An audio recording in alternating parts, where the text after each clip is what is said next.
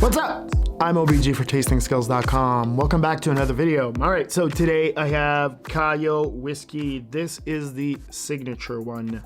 Now, I did a review of all three of them previously in the month of May, and I've put a link at the top, and at the end also there'll be a link for that if you want to go and check it out. I explain more of the history of them and who they are and what they do.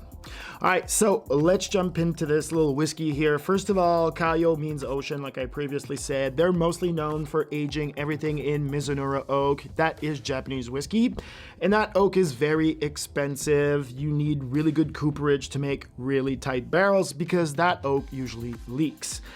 And it's 10 times the value of American oak, so it's very expensive to age in Mizunara oak. All that said, they don't distill anything. They just buy the juice, they cask it, age it, and they bottle it. Now, when we look at the Kaiyo lineup, and I am missing the sherry one since that one is difficult to get. Now, the first one is the signature that I'm holding in my hand. This retails for $50 and it has an ABV of 43. Then we have the 7-year-old for $50 and this has an ABV of 48. Right next to it, we have the cask strength that comes in at 53 ABV and this one retails between $70 to $100. And finally, we have the peated. This one has an ABV of 46 and it also retails between $70 and $100. Now, there is a lot of price gouging out there, so just be warned. Like I said, I'm giving you, from 70 to 100. 70 would be the correct price. 100 is a little too much to pay for these whiskeys.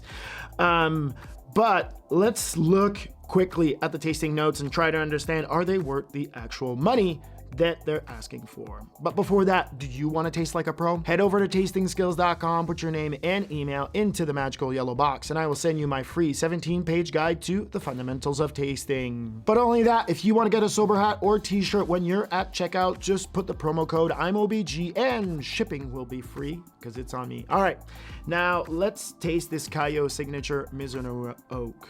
On the color, you get a deep, rich gold. On the nose, Mizunara oak that just jumps at you. Then you get these beautiful, subtle notes of orange blossom, kaffir lime, lemon, oranges, tangerine, vanilla, green leaves, whetstone, into honey and caramel that are complex as you dive back and forth into this nose. On the mouthfeel, beautiful balance between the spiciness and fruitiness of this whiskey as it slowly develops in the mouth and delivers some serious Mizunara oak layers that are spicy, has the acidity drives all of the wood tannins into layers of fruitiness, and this is comparable to a really good bourbon that isn't barrel proof. This whiskey slowly works your mouth with no out of balance, since everything just continues to pleasure the mouthfeel into a solid finish. Now, I'm a big fan of Japanese whiskey, as everybody knows. Yes, they don't make the juice, but they do use Mizunara oak, and for $50, this is a real steal. Now, is this a buy or a collector? This is an absolute buy. There is plenty in the market, and for $50, this is just a stunner. But I do recommend that you try their full lineup, from the signature, the 7-year-old, the cask strength, and of course the peated. And if you can find the sherry, well, I haven't had it yet, but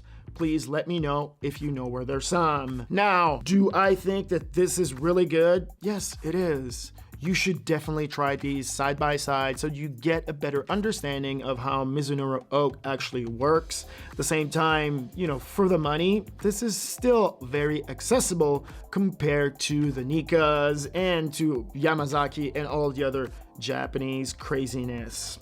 All right. Don't forget, at the end, if you want to check out the other Kaiyo that I previously made, then you can just click on that link. Otherwise, my friend, please remember, stay sober. I'm IAMOBG for tastingskills.com. Peace.